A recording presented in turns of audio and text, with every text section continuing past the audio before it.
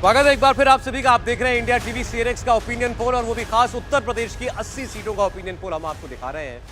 UP की इन 80 सीटों में से 78 सीटें भारतीय जनता पार्टी जीत सकती है, और उसके पीछे जो डेटा बता रहा है वजह, वो आज हम आपके सामने रख रहे हैं। अगर आप इन सारी सीटों को, पूरे उत्तर प्रदेश को अगर जातियों के लिहाज से परखना चाहें, देखना चाहें, तो आपको पता चलेगा कि क्यों कौन सी जाति दरअसल किस पार्टी के साथ खड़ी हुई है। यादव वोटर जो माना जाता है समाजवादी पार्टी का वोटर है, वो हमारा सर्वे ये बता रहा है कि खास सीटों पर भी, यादव परिवार के प्रभाव वाली सीटों पर भी वो टूट करके बीजेपी या एनडीए की तरफ आता हुआ दिखाई दे रहा है। ऐसे ही जाटव वोट, मायावती का वोट, वो भी टूट रहा है, और बीजेपी का जो अपना वोट है, अपर कास्ट वोट जिसको माना जाता था खास, वो बड़ी तादाद में एक मुश्त बीजेपी के लिए वोट कर रहा है। अब मैं आपके सामने रख रहा हूं कुछ खास सीटें ऐसी जहां पर यादव परिवार का बड़ा प्रभाव है, जैसे कन्नौज की सीट, जहां से अखिलेश यादव की पत्नी डिंपल यादव फिलहाल वो सांसद हैं। ये सीट हमारे सर्वे में ये दिखाया गया कि बीजेपी सीट जीत रही है, मतलब चाहे यहां से डिंपल यादव भी लड़ जाए दोबारा, तो ये सीट बीजेपी जीतेगी, डिंपल यादव हार सकती हैं।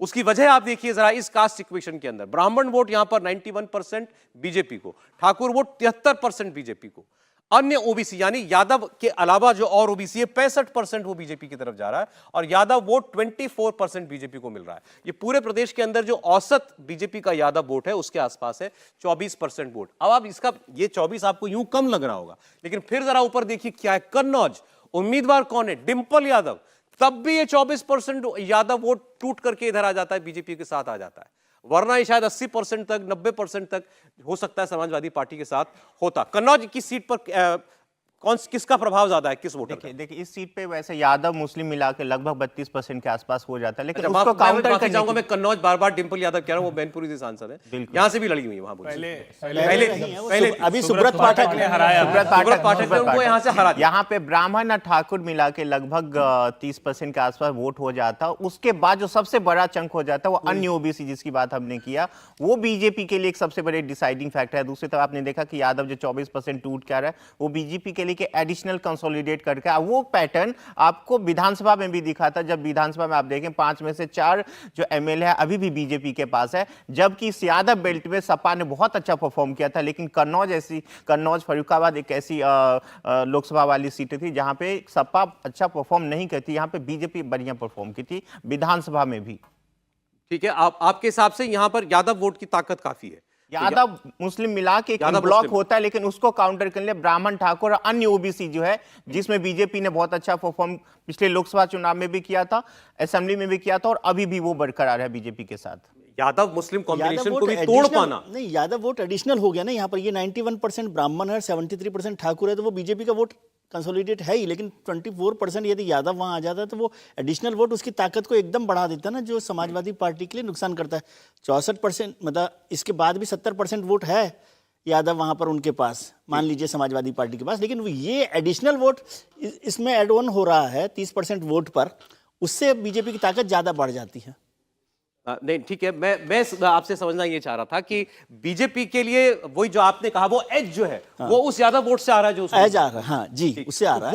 वो कन्नौज जैसी सीट पर क्यों समाजवादी पार्टी का साथ नहीं दे रहा? सवाल ये वो इसीलिए ना, वो मोदी फैक्टर भी तो उसमें इंपॉर्टेंट है ना, मोदी फैक्टर है।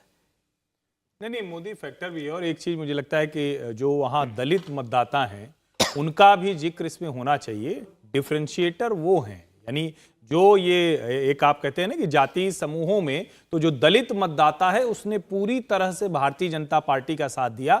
जो विधायक वहां से चुनकर आए हैं, जिनको कहा जाता है ना कि आप विधानसभा में उनका प्रतिनिधित्व 5 में से 4 जीते हुए हैं, उनके पीछे भी वो ताकत बड़ी होती है। और कन्नौज में चूंकि सुब्रत पाठक हैं तो ब्राह्मणों का वोट मिलेगा, अगड़ों का वोट मिल जाएगा, तो बड़ा स्वाभाविक सा है। फर्रुखाबाद की सीट की बात करते हैं। देखिए जरा, फर्रुखाबाद की सीट बीजेपी जीत रही है, तो उसके पीछे क्या जातीय समीकरण दिखाई देते हैं हमको।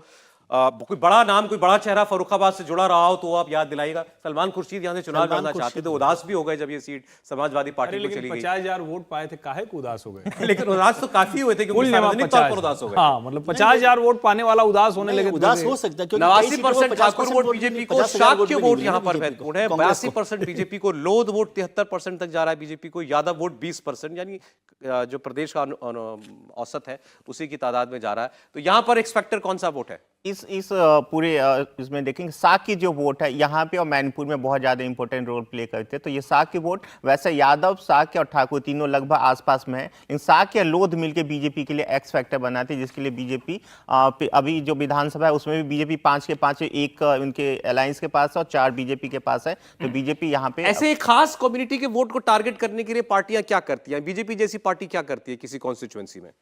देखिए, एक जैसे हम लोग अभी बात करें, एक तो बीजेपी का बहुत अच्छा पैटर्न चला पिछले 10 साल के, एक लाभार्थी वर्ग हर कम्युनिटी में बना के रखती है। दूसरा, उस लाभार्थी वर्ग से बार बार उसको कम्युनिकेट करना, उसको अलग अलग चीजों में इन्वॉल्व करना, वो बीजेपी के लिए बहुत एक्स फैक्टर है। दूसरी तरफ जैसे हम लोग बात करें ना, जो राम मंदिर का जो एक तरह का लहर जो आप जो करें, जो असर है, वो लगभग हर कम्युनिटी में, हर जो नॉन मुस्लिम कम्युनिटी में है, जिसका आपको असर दिखेगा। वो यादव में भी, आप यादव भी यहाँ भी देखिए, यादव बेल्ट होते हुए भी यहाँ पे देखिए 20-22%, 25% के आसपास यहाँ भी बीजेपी को मिलता जा रहा है। साग की लोथ और बाकी अदर जो चीजें देखिए उसमें इन ब्लॉक आप देखिए 89%, 80%, ये तो एक मतलब एक तरह का किसी न किसी वो जो सबसे बड़ा कहते हैं हिंदुत्व की लहर में, उन सब की वजह से आप देखेंगे बीजेपी फर्रुखाबाद हो गया, कन्नौज हो गया, जिसके वजह से आप देखेंगे पिछली बार बीजेपी को बहुत प्रॉब्लम हुई थी इन सब सीटों पे। कन्नौज जीत जरूर गई थी बीजेपी, लेकिन इन सब सीटों, कन्नौज तो पहली बार जीती थी बहुत पिछली बार, लेकिन इन सब सीटों में बीजेपी के लिए जीतना वो इसी वजह से हुआ कि क्योंकि बीजेपी ने एक लाभार्थी वर्ग, हिंदुत्व, लाभार्थी की आपने बात की, शांतनु ने भी काफी बात की, वो भी हमको दिखता है जब उस प्रधानमंत्री खुद इंटरेक्ट करते हैं, किसी को कुछ मिला हो किसी लाभार्थी को, तो उससे उनकी बात करना। नहीं, लेकिन इसमें एक फैक्टर है कि संघ की जो स्ट्रेटजी है उसमें उन्होंने जो जातियां, ये छोटी छोटी जातियां हैं, उनकी लोकल लीडरशिप को बहुत ग्रो किया और उस पर फोकस किया, वहाँ की लोकल लीडरशिप पर, लोकल मेलों पर, उनके फेस्टिवल पर, उनके जो देवता हैं, लोक देवता, उन सब से भी एक बड़ी मदद मिली है। ऐसी जो जातियां हैं वो भारतीय जनता पार्टी के साथ जुड़ी हैं। लेकिन ये काम केवल आप चुनाव से कुछ महीने पहले, चुनाव से पहले नहीं, ये तो लगातार चल रहा है, निरंतर आपको करते रहना। सौरभ, भाजपा में आपने देखा होगा पदों का दायित्व, पदों का जिम्मेदारी बहुत है। अगर आप जिले में भी युवा मोर्चा के अध्यक्ष हैं तो बड़ी बात है। तो मैंने देखा है वो किस बिल्कुल चौकड़ी बना के रिप्रेजेंटेशन देते हैं कि अगर वेस्ट में 3 ब्राह्मणों को यहाँ टिकट मिल गया तो पूरे वेस्ट में फिर और मिलेगा। तो मेक श्योर करते हैं जहाँ युवा मोर्चा की जिला की इकाई हो, युवा मोर्चा की मोर्चों की भी और प्रदेश अध्यक्ष की, उसमें सारी जातियां आ जाएं। अगर इधर MLC 2 मिल जाएंगे तो उधर लोकसभा के टिकट 3 कम मिलेंगे। तो जो रिप्रेजेंटेशन है भाजपा का वो बहुत अच्छे तरह से साधते हैं। संगठन में भी नेतृत्व के लिए, संगठन से लेकर जहाँ पे MLA MP तक। और ये लाभार्थी एक बात हुई, लेकिन जाति को काटने वाली है, जाति को ओवरराइड करने में आपको हिंदुत्व का फैक्टर, राम मंदिर का फैक्टर कितना इस बार काम करता है? जाति को डिसॉल्व करने के 2 ही तरीके हैं, या तो काम इतना अच्छा हुआ हो कि मेरा जीवन इतना अच्छा हो गया कि मुझे याद ही नहीं रहा कि किस जाति का था मैं, और दूसरा जब वो ब्राह्मण की तरह, ठाकुर की तरह, लोथ की तरह बिहेव ही ना करे, वो हिंदू की तरह बिहेव करे, जब उसने वो राम मंदिर दिखता है या और जो देश में हिंदुत्व की लहर है उसको देखता है वो। अब देखिए 3 और सीटें मैं एक साथ आपको दिखा रहा हूं और इन तीनों सीटों पर आपको वोटिंग पैटर्न दिखाई देगा। जैसे एटा की सीट, बदायूं की सीट, फिरोजाबाद की सीट, और शिवपाल यादव, अक्षय यादव सब जहां से चुनाव लड़ रहे हैं वहां की सीटें। एटा में देखिए लोध 92%, 92% बीजेपी की तरफ जाता हुआ दिखाई दे रहा है। इसके अलावा Thakur voter 81% BJP, Shakya voter 73%, Yadav vote 14%, जो औसत है 20-22% का, उससे भी और कम है। एटा में क्यों खास ज्यादा वोट कम आ रहा है बीजेपी को, इस पर हमको बात करनी चाहिए। क्या हो रहा है यहाँ पर? एक बार एटा में याद रखिएगा यादव वोट। मैं आपको बदायूं की सीट दिखा रहा हूं, यानी शिवपाल यादव चुनाव लड़ेंगे। हालांकि एटा भी शिवपाल जी का इलाका है, इलाका सब वही है। हाँ। एटा में, लेकिन एटा में यादव वोट 14% मिलता है भाजपा को। बदायूं आते ही ये 31% होता है। मतलब यहां जहां से वो खुद अब चुनाव लड़ने जा रहे हैं वहां यादव आसानी से टूट रहा है, एटा में कम टूट रहा है। बाकी तो ये हमको वही पैटर्न दिखाई दे रहा है ब्राह्मण, वैश्य, अन्य ओबीसी का, जो कि आपको और किसी भी सीट पर दिखाई देगा। फिरोजाबाद को भी देख लीजिए, ये भी यादव परिवार की सीट है, अक्षय यादव यहां से चुनाव लड़ेंगे। फिरोजाबाद की सीट पर आप देखें तो 90% जाट वोटर जो है बीजेपी की तरफ, अन्य ओबीसी 72%, यहां पर भी 33% यादव वोट मिल रहा है। यानी कि बदायूं हो या फिरोजाबाद हो, हर्षवर्धन जी, इंटरेस्टिंग है ये, यहाँ यादव ज्यादा टूट रहा है सपा से। नहीं, ये इंटरेस्टिंग है। और देखिए परिवार के बीच जब एक बार कलह हो जाती है ना तो उसका नुकसान होता है। कोई कुछ भी कहे कि शिवपाल यादव तो लौट गए हैं, वो उन्होंने अपनी प्रगतिशील समाज पार्टी बनाई थी, किसी स्थिति में नहीं रहे। अभी जो मैनपुरी से एक बड़े कारोबारी हैं, बड़े नजदीकी उनके यादव कारोबारी हैं अखिलेश यादव के, वहाँ स्थानीय चर्चा चल रही है कि हो सकता है कि मनोज यादव ही चुनाव लड़ जाएं। मतलब कई इस तरह की खबरें हैं। लेकिन जो सबसे महत्वपूर्ण है, जिस पर अखिलेश यादव को चिंतित होना चाहिए, गैर यादव जो ओबीसी समूह था उसमें लोध निकाल दीजिए, सिर्फ लोधी मतदाता निकाल दीजिए, क्योंकि वो तो कल्याण सिंह की वजह से पूरी इस बेल्ट में लोधी के साथ लंबे समय से उसके अलावा शाक के हो या जो दूसरी ऐसी अन्य पिछड़ी जातियां हैं वो मुलायम सिंह के साथ खड़ी रहती थी, उन्हीं के तो शिष्य हैं ना एसपीएस बघेल जो लड़ने चले गए। तो ये जो अन्य पिछड़ा वर्ग में जो जातियां हैं गैर लोध और गैर यादव, उनको अपने साथ लाने में अखिलेश आप देखिए मेरे नाकाम पास दिख आखिर रहे के 2 मिनट हैं। आप चारों हमारे मेहमानों का एक स्नैप पोल मैं दर्शकों के सामने रखना चाहता हूं। पहले भावेश से शुरुआत करेंगे।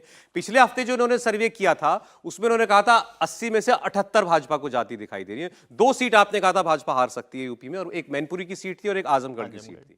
एक हफ्ते में कुछ आपका विचार बदला हो या ऐसा कोई डेटा आया हो? देखो, इसमें मेरे विचार बदलने ना बदलने से तो कोई फर्क पड़ता नहीं, ये जो भी है ये तो वहां के लोगों आप 80 में से 78 पर कायम है अभी भी बीजेपी के लिए? 80 में से 78 मैं पहले और फिर कहता, उस दिन भी मैंने कहा था यदि बीजेपी 78 जीत सकते हैं तो 80 भी जीत सकती है और 75 भी जीत सकते हैं। ये 78 मिनिमम, मैक्सिमम तो हम सब जानते हैं 80 है, मिनिमम कितना? वो डिपेंड करेगा बहुत सारे फैक्टर। एक नंबर दे दीजिए। नंबर मैंने ऑलरेडी दे दिया, 75 तक। मैं 78 के पास हूं और आई रिस्पेक्ट माय डेटा। हाँ ठीक। शांतनु, आपकी क्या अभी तक की रीडिंग है? जो मेरी जानकारी है, अभी तक 51 टिकटें दे दी हैं भाजपा ने यूपी से, और उधर की साइड की सीटें नहीं आई हैं। तो जो भाजपा खेमे में जो मेरी समझ है कि 70 सीटों पर तो बिल्कुल आश्वस्त हैं वो, लेकिन क्योंकि अभी 10 बाकी सीटें नहीं आई हैं तो उस पर कहना मुश्किल है। ऐसे आप नंबर दे सकते हैं, तो 70 सीटों पे आश्वस्त है भाजपा बिल्कुल। अब जो 10 सीटें दूसरा क्या देगा, वहां पे हम क्या लड़वाएंगे, तो मेरे ख्याल से वही 74-75 के पास आंकड़ा बिल्कुल रहेगा। इस चुनाव में क्या ये मायने रख रहा है कि कौन लड़ रहा है, कौन उम्मीदवार है? कुछ सीटों में हो सकता है ऐसा, कुछ सीटों में हो सकता है। रामपुर की सीट है, आजमगढ़ की सीट है, संभल की सीट है, जहां पे अल्पसंख्यक जनसंख्या भी काफी सारी है, यादव जनसंख्या काफी सारी है, उन पे ये फैक्टर हो सकता है। सबसे भारी, आपको सबसे भारी फैक्टर क्या देखा? नरेंद्र मोदी का नाम, नरेंद्र मोदी का काम, भगवान राम का मंदिर, क्या है इस वक्त यूपी में? मेरे ख्याल से बिल्कुल, क्योंकि ये दोनों चीजें जो आपने बोला, नरेंद्र मोदी का काम और राम मंदिर, वो दोनों नरेंद्र मोदी में भी रोल अप होता है, तो नरेंद्र मोदी के साथ दोनों पैकेज में आते हैं, नरेंद्र मोदी का काम और राम मंदिर।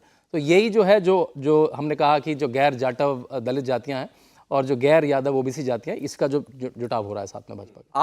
आप मैं 75 का नंबर देना चाहूंगा। मैं 75 का नंबर कंफर्टेबल बीजेपी के लिए, 75 के आसपास कंफर्टेबल जीतना है। चाहिए। बाकी आप छोटे मार्जिन से सीट निकालेंगे तो 80 भी पहुंच पाएंगे। ठीक है। अब हम तो दिखा रहे हैं रायबरेली भी हार रही है, समाजवादी। देखिए, सोनिया गांधी का वहां से हट जाना वो अपने आप में बहुत बड़ा सिग्नल है कि आपकी इतनी बड़ी सीट से आप पहले ही भाग जा रहे हैं। मतलब अगर कांग्रेस को कोई सलाह देता तो कि राज्यसभा आप 6 महीने बाद कोई राज्यसभा आती, सब ले जाते, बांग्ला ही तो बचाना है आपको केवल। तो वहां से भाग जाना बड़ा सिग्नल है पूरी कांग्रेस के लिए कि भाई अमेठी से वो नहीं लड़ रहे हैं, रायबरेली से वो नहीं लड़ रहे हैं, तो कांग्रेस बची कहाँ है? चलिए, कांग्रेस की हम बात नहीं करते क्योंकि जनाधार लगातार कम हो रहा है। अखिलेश यादव के लिए क्या संदेश है इस चुनाव का? अखिलेश यादव को तो अपना वोट बैंक बढ़ाना पड़ेगा। वो जब 2022 में उन्होंने सबसे बड़ा जो चुनाव लड़ा, अच्छा चुनाव लड़ा, 32% पे पहुंचे हैं। उन्होंने सरकारें बनाई हैं 29%, 28%, 30% पे। 32% के ऊपर उसको भाजपा गेम को जैसे बताया 40-42% पर लगे, सीटों पर उनको 50-55% वोट मिल रहा है। तो इसमें वो कैसे जोड़ेंगे जातियों को, इन छोटी जातियों को? क्योंकि जब वो पीडीए की बात करते हैं, वो पीडीए दिखता नहीं है। राज्यसभा में आप नाम देते हैं आलोक रंजन का नाम, आप देते हैं जय बच्चन का नाम, तो उनको जोड़ना पड़ेगा आपको छोटी जातियों को। वो अखिलेश के वही जहां ओबीसी की बात आपने की थी वही आगे, या सब सही है सबको वही, लेकिन कर नहीं पा रहे हैं वो। सर 78-75 आ गया है। मैं 70+ पर मानता हूं, और उसमें जो शांतनु जी ने कहा कि आगे आने वाली सीटें, मैं 70 इसलिए कर रहा हूं, जो अभी जो टिकट दिए हैं उसमें मुझे कुछ सीटों पर थोड़ा सा वो लग रहा है, इसलिए 70 के करीब मैं समझता हूं भारतीय जनता पार्टी को मिलेगी। और उसमें अखिलेश यादव भी इंपॉर्टेंट है, क्योंकि वो बहुत कुछ कमाल नहीं कर रहे हैं, जो जोड़ना चाहिए था अपने को वो भी जोड़ नहीं पा रहे। नंबर बताएंगे आप? गागर में सागर भी भरना है आपको? नहीं, नंबर का मसला तो खैर अब भावेश जी ने कर दिया है, लेकिन ये सच है कि 80 की 80 सीटों पर पहली बार होगा 2024 कि भारतीय जनता पार्टी जीत सकती है। लेकिन 6 से 8 सीटें ऐसी हैं जहां अभी भी बीजेपी के लिए जीत मतलब नाकों चने चबाना, और वो सीटें सचमुच बहुत कठिन है। अलग अलग समीकरण पर वो जीत गई, कहीं उपचुनाव में, कहीं किसी और वजह से। कौन सी सीटें? आप मैनपुरी की बात कर लीजिए, आप रामपुर की बात कर लीजिए, आप आजमगढ़ की बात कर लीजिए, आप संभल की बात कर लीजिए। ये वो सारी सीटें हैं जो समीकरण में जीत गई, लेकिन समीकरण गड़बड़ाया तो हारी भी है। तो मुझे लगता है जीत सकती है 80 में 80, लेकिन फिर वही बात है, 14 का जो आंकड़ा था उसमें 2-3 सीटें में बढ़ती देखता हूं, और उसके पीछे वजह बड़ी साफ है।